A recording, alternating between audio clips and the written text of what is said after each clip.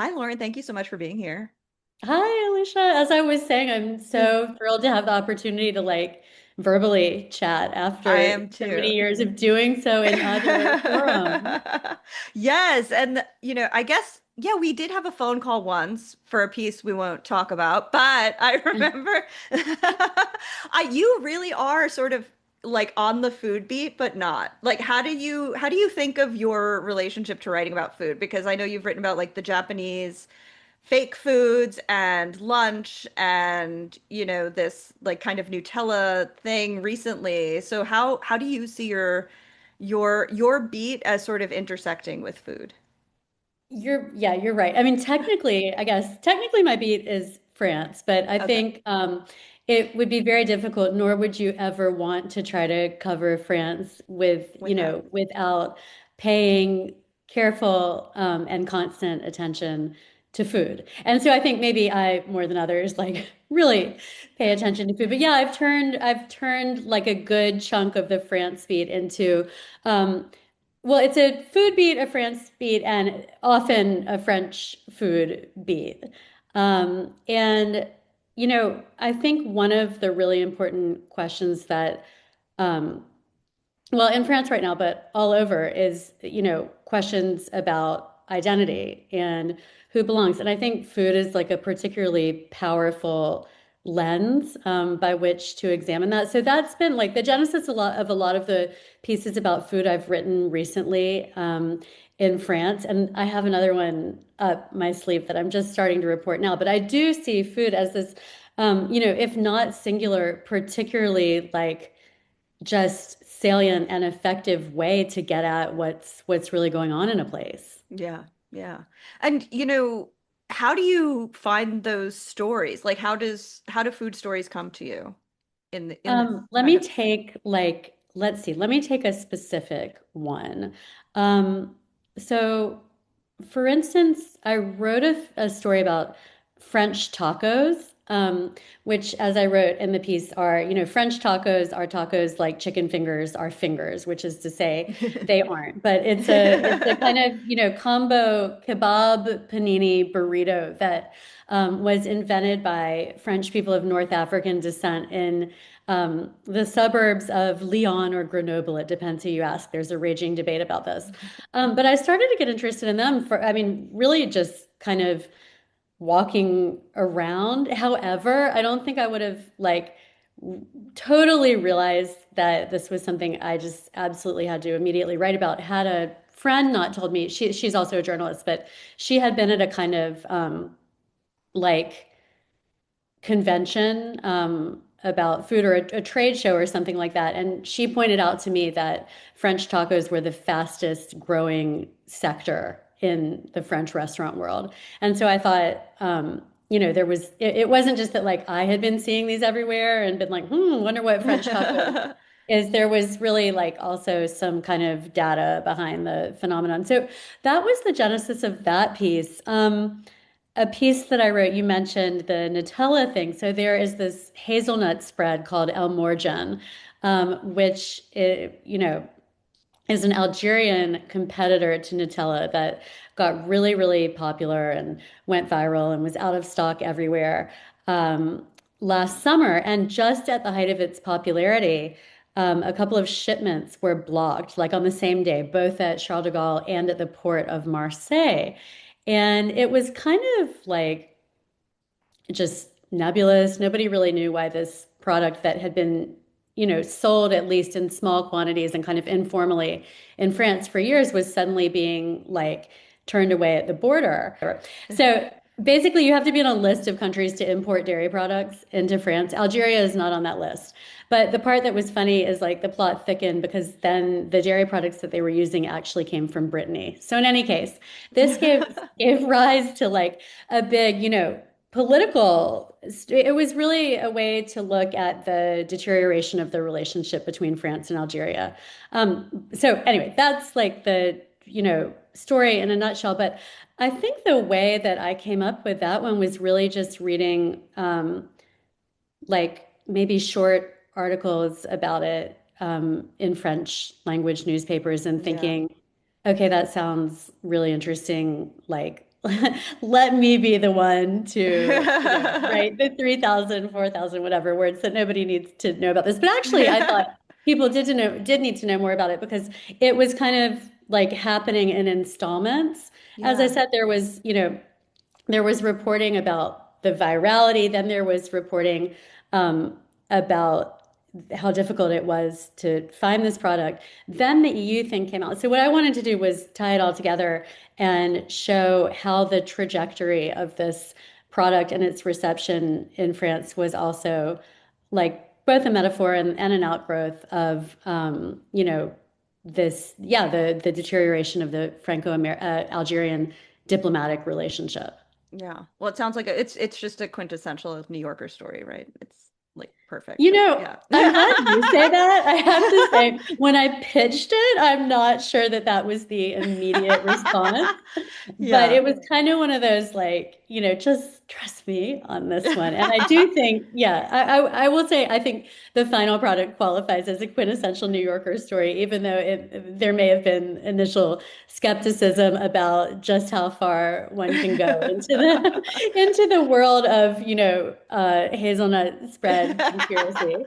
Well, do you find more pushback when it comes to food stories? I mean, this is just out of curiosity because I know like writing for general interest places, sometimes their food acumen can be like a little bit off, I think, in terms of what's Um, a story. I feel like at this point, like because I've built up this little beat for myself, Yeah. now it's kind of like, okay, like, I have to, sometimes I couch it like, it's like French tacos, but Right. it's, pureed nuts. Yeah, But I yeah. feel like if like a kind of like, comparison can be drawn Exactly. to the track record of some that I've done and that have worked, it's like an It's an easier easier sell. sell. I mean, I can only speak to the New Yorker, but yeah, I mean, I Yes. feel like sometimes it's like Lauren's off on a off on a thing again, but they've been people are really,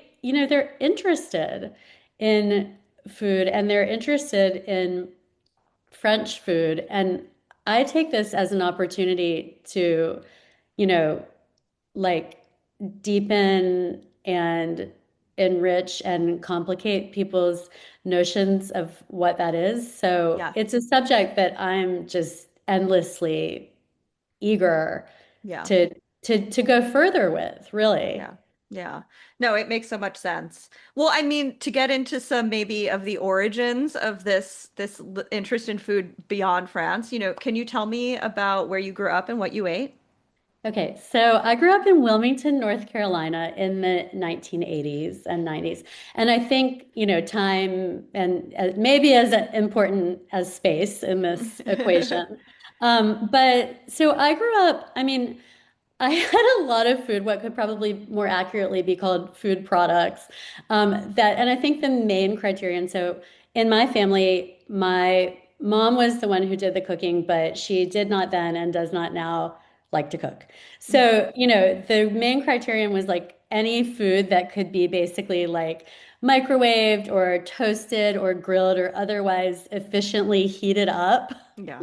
and also like didn't make a massive mess. So I had like a lot, I had lean cuisines, I was like glazed chicken, microwave, 2 minutes, 30 seconds, the French bread pizzas, the Stouffer's French bread pizzas, or it was lean cuisine French bread pizzas, but I had this like Stouffer's.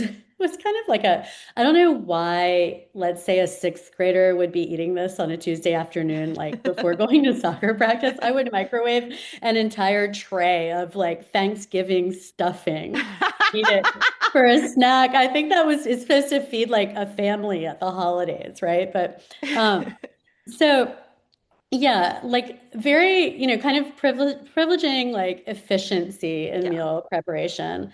I would say we didn't go out super often, but when we did, I mean, maybe like a slightly more decadent um, approach or orientation to food came from my dad, who would like always order, he always wanted to order something he'd either never heard of or had very little opportunity to encounter in our, efficient antiseptic like kitchen. So he'd be like, I'm gonna have the lobster bisque. And I do think that piqued my curiosity about food and also made eating out at least seem like a great adventure that could, take you many places that Yeah. you were not encountering in daily life. But I feel like maybe you and I, well, from what I've read of your work, I mean, you, it sounds like you had a more, like a more exciting diet at home. But I Yes. imagine like the restaurant, I mean, again, you were in a more sophisticated milieu in Long Island. There's proximity to New York I and don't think whatever, anyone has ever called Long Island but well, sophisticated. you know what? I'm doing it. I'm gonna go ahead and say that like No, you were at least in the glow of a major yes, we were in the metropolitan glow. area. Yes, Um, yes. And like experience the kind of like the off how would you call it? Like the runoff of the influence. Yes, yes. But no, I'm laughing so much at the Stouffer's tray of Thanksgiving stuffing because it just reminds me when you're a teenager and I would come home from school and like if I was actually went to track practice, which was negligible, I would like just like eat like an entire pint of ice cream and then like still eat dinner and it's just like where did that go? Where did that ability go? Right. Yeah, I haven't had a tray of stuffers like family style, Thanksgiving stuffing in a while. But Yeah. No, but it's just I feel sometimes like you it's a just want a very hot meal. exactly. Yeah. I feel like it's just a quintessential maybe. I don't know. I th more not quintess I'm going to use that word a lot today apparently.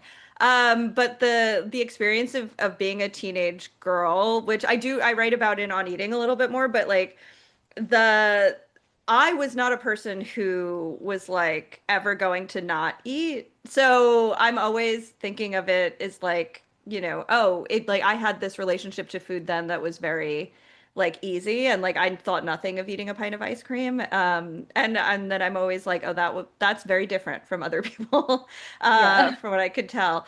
But also maybe it's something about the sports, the The soccer sports. practice of it all. Yes. This was, Yeah. pre-soccer practice. Like gotta get a little stuffing in your Exactly. belly before you go out there and run around.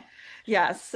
Well, it gives But me I a think what's softened funny too feeling. is like Yeah. the idea of, eating, stuffing this food that is highly and probably, singularly associated with a holiday that I would just like go to the grocery store and eat that. I mean, if Yeah. we get into like the evolution of how our eating has changed, I also think it's just like I grew up with no sense of, you know, seasons, occasion. It was like eat, either what you want or what's there. There Yeah. was not a lot of like discrimination about what you would eat when, what you would eat at what time of day or Yeah, year yeah. or I mean, it just makes me laugh now thinking that like who's eating like, yeah, Thanksgiving stuffing on like a Tuesday afternoon in, April. But I that's what I grew up with and that's what I ate. yeah. Well, who has had the biggest influence on how you eat? Okay, I am going to like shout out the entire French populace here. So after growing up in Wilmington, I've been living in France for 10 years. And I think like, you know, I mean, there's a very widespread, there's a very well-known idea about cooking in France and again about seasonality, about simplicity, about like not really like trying too hard to impress. This is home cooking, not Yeah. restaurant cooking at Yeah. all. And those things are all true, and I think they've made um, an impression on me. We valorize this, and in many Yeah. ways it's great, but it can also mean that my cooking and eating can be quite narrow and, restricted in some senses because I do think, living in a place that in many ways is rightfully chauvinistic about its cuisine also can lead to like a lack of curiosity, a Yeah. lack of um, there are good sides and bad sides to this. I mean, there aren't crazes Yeah. um, for at least like in the way people cook, I think tends to be much more conservative. You might see that sometimes again, like in the restaurant world, but I just don't think people are on to the next thing like nearly as quickly Hmm. um, in France, and therefore like you know it can just be much harder to get ingredients that like in the United States, for example, Right. in a context would have become, you know, very accessible. Like I went all the way across town today to get, I wanted to get like some dashi tea bags. Yeah. And it's just, I knew they were going to be, I mean, I put aside like a whole morning to do Yeah. that essentially. So yeah, I mean, that's like the biggest influence on how I eat and why is kind of like what is available. I mean, Yeah. it's the it's the materials of um, how I cook, but it's also um, yeah, just like I know that, and this is again talking about cooking, but if I know Yeah. if I want to like try certain things, it's just going to like require a considerably more intense investment of time than it maybe Yeah. would in other contexts. Yeah.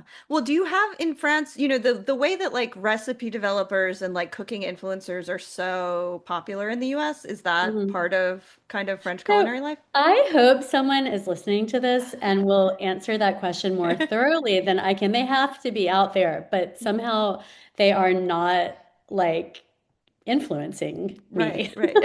Um, so I remain relatively uninfluenced.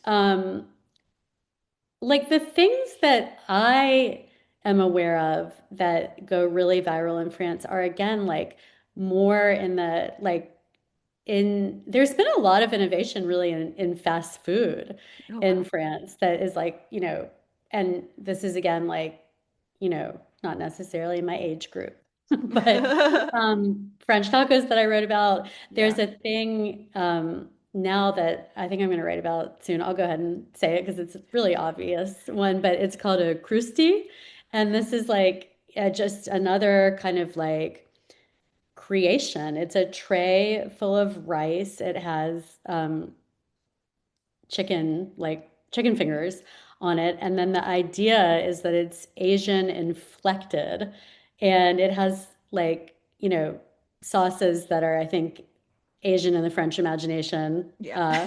And they're like a huge phenomenon. Every single time a Clusty place opens, there are like 2,000 teenagers who swarm the place as though, it were a Beatles concert in 1964 or whatever. So I'm interested in that. But yeah, I'm gonna like nominate the French people as a big influence on how I eat and why. And I think again, like that would be the case anytime you're moving from, you know, one place to another where just like, the produce and the kind of like condiments and spices and herbs are different from what you're used to. But I do think that it is particularly pronounced in France because of the, emphasis on orthodoxy Right, in, right. around cooking, eating, and meals. Yeah. Well, do you like to cook? Interesting. It's a I feel like loaded I'm like question. transitioning from someone who loves to cook to someone who is getting like really tired of it. And that's because I cook for a family every Right. night. So, Yeah. um, yeah, do I like to cook? I don't know. I just do I cook? I can answer that one. I Yeah, do yeah, cook. I yeah. don't know. I don't know if, I mean, if you had asked me like 10 years ago, probably like what my hobby was, what my favorite thing to do was, I would be like cooking. But I just yeah, it really depends for me like on how much time I have, and Yeah. that is increasingly little. So if I'm Yeah. cooking something I want to be cooking on the weekends, yes, I love to cook and I Yeah. love to like, you know, I mean, I'm not like a needle pointer. I'm no like crafting talents. That is my manual. That's like the thing I do where I'm like using my hands for something, therefore not using my hands to scroll Yes. or do some, not on my phone, like in the zone, just like um, doing something physical Yeah. in a way. And I do enjoy that. It's just that the pace is a little bit relentless for me. Yeah. Yeah. You feel, I No, mean, absolutely. you cook like every day, don't you? I cook every day, but I don't have kids, so I do think that makes a difference where it's Well, like it's I don't just have so, anyone it's like rejecting anything. constraining Yeah. because every single thing I'm like, oh, it's just so hard to like, I don't know if it's a Venn diagram or checking the boxes or what the metaphor is, but to like, in terms of like being good to eat, economical, easy enough that I can do it after a work day and Yeah. before, kids have to go to sleep. Everybody in the family, it like doesn't contain some, just like veto ingredient for some person in the family. So it's just like I find it like a logistical It's a challenge legit. more than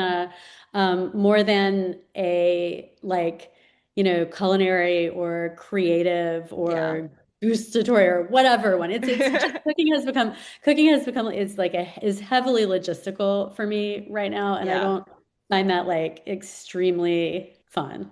Yeah. No, it is. I think most of the cooking, I think I've had to admit to myself over time is just most of it won't be fun, right? It's And that's most what cooking is for, I exactly mean, most most people. people around the world, Yeah. as far as I can tell. But yeah, Yeah. I do just feel this kind of like relentless, just drumbeat of putting food on the table. And Yeah. it's just, I find it like really hard to just like find stuff that fulfills like the, you know, sufficient Yeah. conditions Yes. every Yes. day. So going much beyond that is like it is a little much for me right now. Yeah, no, I totally understand. I've like really committed to Taco Tuesday because it like really helps my brain for whatever reason to just be like on Tuesday, I don't think about what we're eating Yeah. for dinner. It's so true. Well, so I work at home and like I go through a lot of times I cook my lunch, but I have a lot of work right now Yeah. and it takes too long. So if I have leftovers, I eat them, but if I don't, I buy my lunch. And there's like a new kind of Greek deli near where I live, and I've found an order that just works for me. It's like beignets, so I guess you would call them like what would you call that in English? Like a little kind of like they're zucchini and feta and they're like a little disc, Hmm. um like a fried, you could call it like a galette also in French, but like a Okay. little like essentially like a little can you call it like a beignet? I guess. I mean, what is it? Is it like a A galette, fritter. like A a fritter? fritter is the word I'm looking for. Perfect. It's a zucchini fritter. So I get like Yes. four little fritters and they have like a lunchtime deal, and then it's a tomato salad most of the year. It probably should not be a tomato salad in February, but anyway, it's a lunchtime deal. It's 8.50. I put like a big scoop of Greek yogurt. I make my I like I kind of like I supplement it when I Yeah, get yeah. home. I kind of like pat it out with some Greek yogurt and some olive oil. And anyway, I just really like it. But so I was talking to the people today and they were like, the guy was like, oh, I gave you a, fifth fritter today. And I was like, am I your best client? Or are there people who come actually every single day? Because I'm probably there like right now, like 3 times a week. And he goes, no, you're our best client. And he goes, and you're very faithful to your choices, like saying that I ordered Yeah, yeah, yeah. exactly the same thing every day. And I was like, well, I do because every single night I feel like I'm starting from scratch on like Yeah. what am I going to put on the table tonight. So anyway, I Yeah. was just like, you know what? Like the tyranny of choice at Yeah. dinner is already like too much. It just makes life so much easier to eat the same thing for lunch every day. At least like, Yes. I'm not gonna eat it forever, but Yeah. I'm on a little jag right I now. love those jags, what they call hyperfixation meals or whatever. Oh, The kids. interesting. There's Yes. okay, you amazing. I'm gonna go They're back tomorrow and tell him that I'm, yeah, not only hyperfixating. faithful, but hyper fixated. And I'm always like, I don't think like people will call it that on TikTok or whatever, and then I'm like, I think that's just called like eating. Like I think it's just called being too lazy. like or just it's when you're working and then you have to eat lunch, like it makes sense to just kind of like fall back on the same stuff, and Yeah. it's I don't think we have to like label it, as It's as funny some because like also sometimes when I go in, I'm like, the Spanakopita looks good. Like maybe I yeah. should mix it up today. And then I'm just like, you know what? I know the other thing is going to be 850. Yes, Like I yes. don't feel like rolling the like, roulette wheel of like how much that thing weighs and whether Yes, I just yes. spent $25 for lunch. And I don't know. I just like want to get in and get out with my fritters. You So. can't beat 850. That's Right? I mean, amazing. it's a Yeah. really good and like it tastes good. It fills me Yeah. up. It's like Yeah. I feel fine about buying my lunch when I'm Yeah. paying 850 because if I Yeah. go buy stuff to cook, it's going to cost that much anyway. Exactly. Yeah. Well, which is your favorite meal of the day? So, not breakfast. Yeah. I'm like a savory breakfast eater living in a sweet breakfast world. So, um, taking suggestions, please. Put them in the comment box. But I really have a hard time finding a breakfast that just works for me. So I often skip it. I have like a cup of tea in the morning. Yeah. I mean, if you were gonna put breakfast in front of me, I would happily eat it. But it's just, I don't know. It's like a scramble, and I don't really like a lot of the things that you can just kind of like grab and, Yeah. shove in the Yeah. morning. Um, I love lunch. I read about this Yeah. in the New Yorker recently. Love a long, not necessarily, but it could be boozy lunch. hmm And just like, I don't know, kind of the unexpectedness. Well, there are a lot of things. I mean, it's the combination of like light and food is Yeah. always a Yeah. winning one. I mean, imagine like being able to like, see the sun and have something on your plate at the same time. It's just endlessly appealing. I think lunch is the most public meal, so Yeah. there's this sense of variety, both in like what you could have or where you could go, but also who you might take your lunch Yeah. with. I mean, I think it's the meal that you're most likely to, eat in company and Yeah. in the company of somebody who's like not a member of your immediate Yeah. family.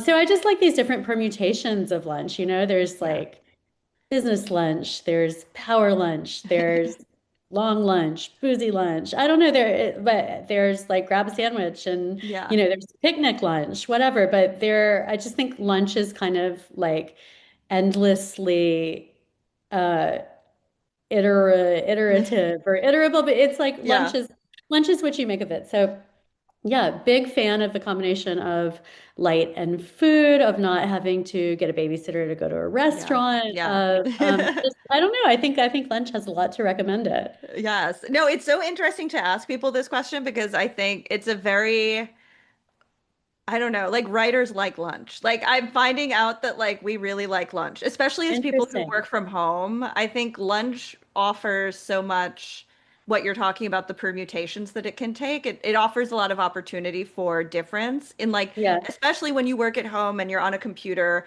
like your day-to-day life is very kind of, it's contained. And so lunch offers the possibilities for it to like go in different directions. absolutely. And it's Yeah. like a little bit, it's a little bit transgressive or it's a little bit of Yes. a treat because we are supposed to be there in front of the Yeah. computer and just to like walk away, step away from the screen. I mean, when I'm really writing, like I absolutely forbid myself like lunch out if I need to get stuff done. I mean, it's just not Yeah. compatible for Yeah. me at least Yeah. with writing because I like to write during the day. I mean, I Yeah. guess if you're a nocturnal, a nocturnal creature, then lunch could work that way. But anyway, it's so nice. It's like, Yeah. yeah, a step out of time and out of duty and out of, you know, responsibility. And so, yeah, I think lunch just feels really nice Yeah. when I have the opportunity to sit down and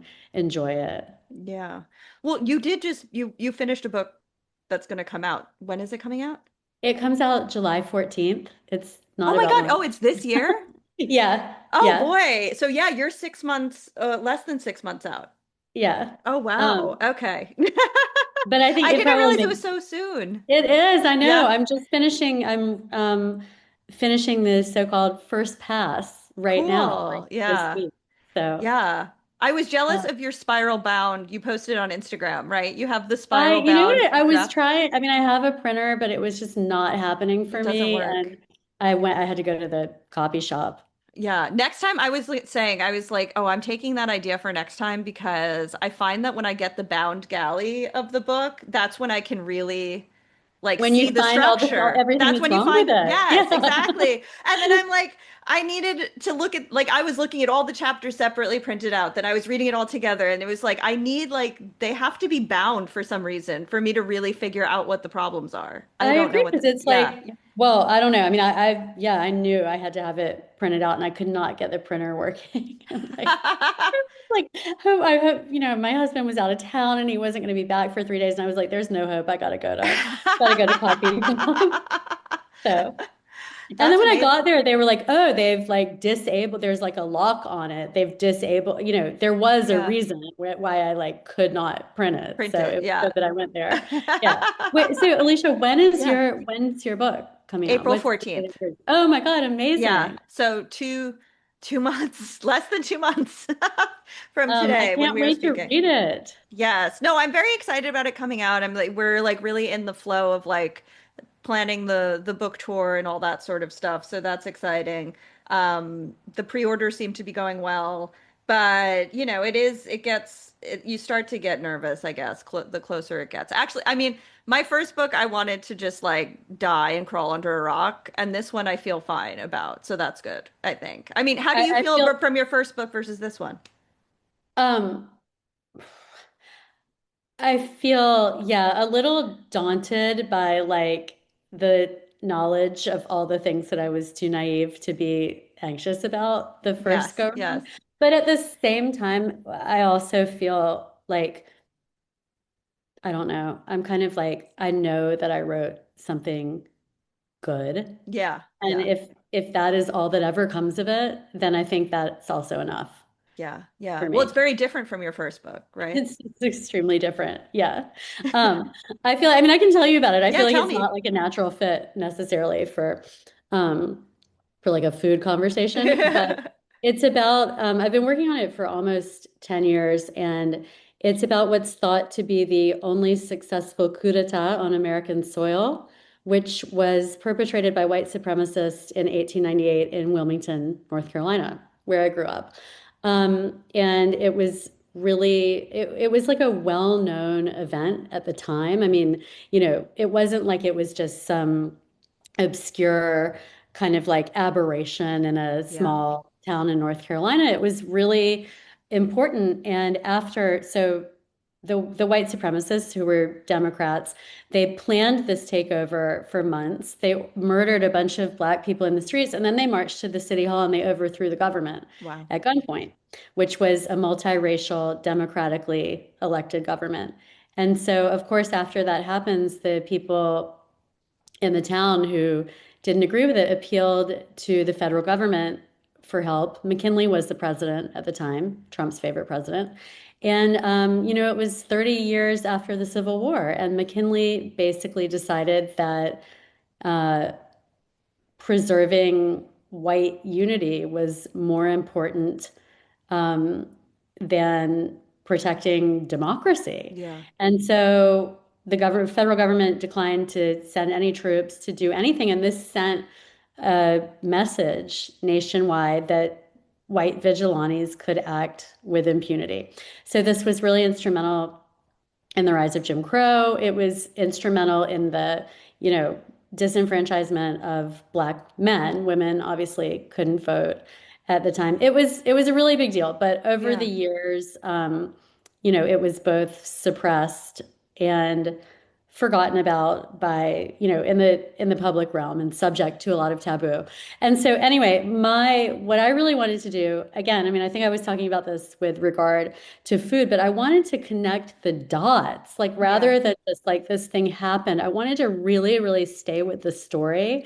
And Yeah. so what I ended up doing, the way I wrote it, is I trace um, the trajectories of families of white perpetrators and of Black survivors all the way into the present Oh, day, like wow. over 125 years, and really wanted to like look at the long-term effects of the coup and also of the kind of qualitative ones in addition to just the quantitative ones. I feel like you can be like, what were the political and economic consequences, which of course are, were grave and were important in this case. But I also just wanted to look at what it meant to lose a home in many Yeah. cases. There were leaders of the Black community and their white Republican allies were banished from Wilmington on pain of death.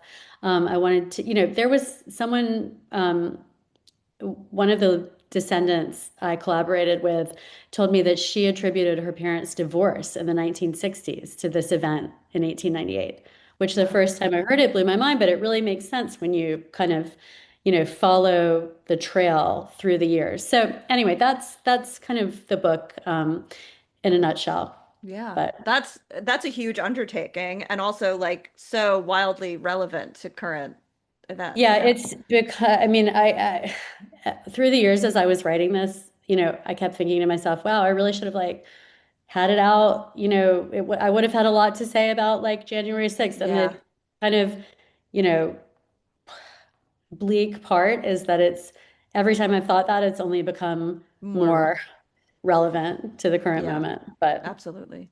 Yeah. Well, I mean, this is always my final question for folks, and I think it's an interest considering the the trajectory of the conversation. yeah, For you, is cooking a political act?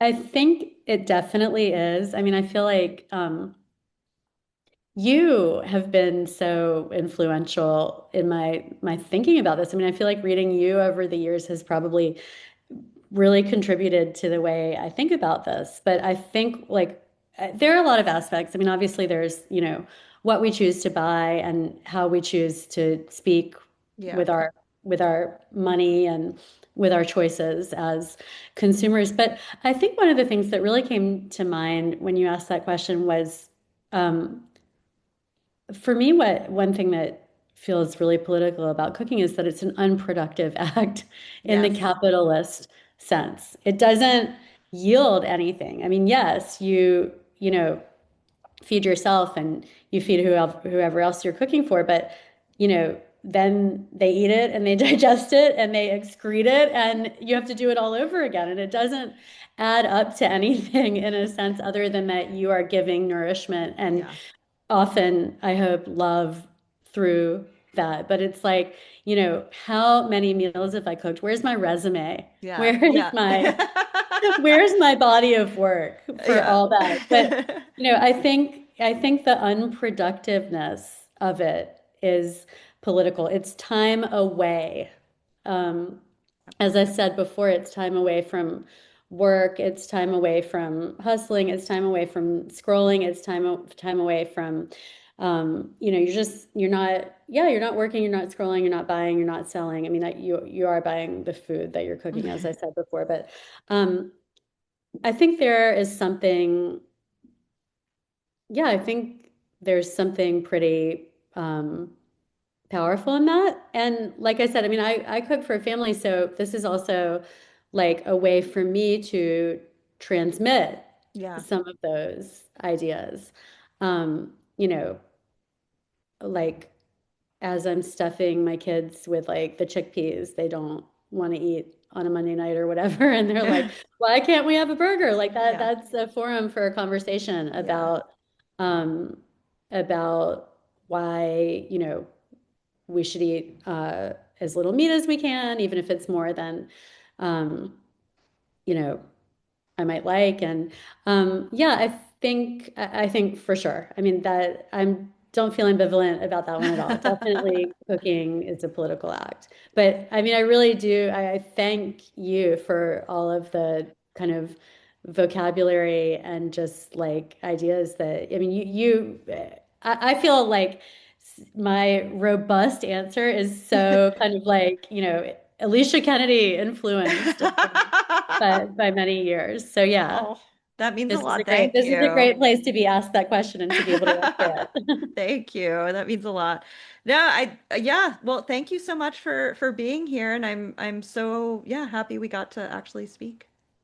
Me too.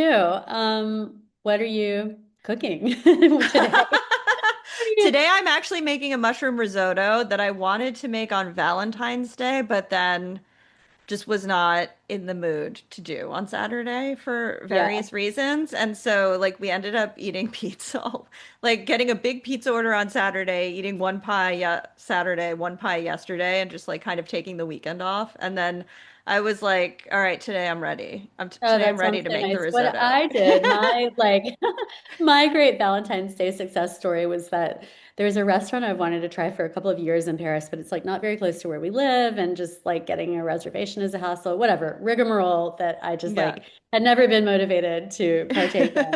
And I was like, oh, I didn't, Olivia, my husband, and I were going to go out on Friday night.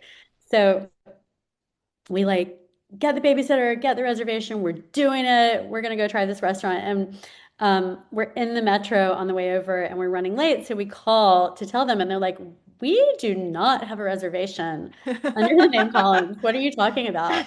And I was like, now that you mention it, I did not receive any kind of like confirmation, like, asking me like to reconfirm. And I said, well, can you just search, like, just so I know if I'm completely going crazy or not, is there any reservation, like, not for tonight? And they were like, oh, actually, you reserved for Friday, March 13th, which is also beware, everybody like out there. There's like total calendar symmetry between February and March In this year. March. Oh, So I wow. did a scan today where I had some meeting and I was like, oh, it's Monday, like February, March 16th. Anyhow, just like don't let it get you. Um, so anyway, we like made a, quick recovery and just went to a restaurant we like in our neighborhood. Oh, good. Um, so yeah, that was like our big Valentine's. Better luck with the mushroom risotto tonight. Yes, yes. Thank you.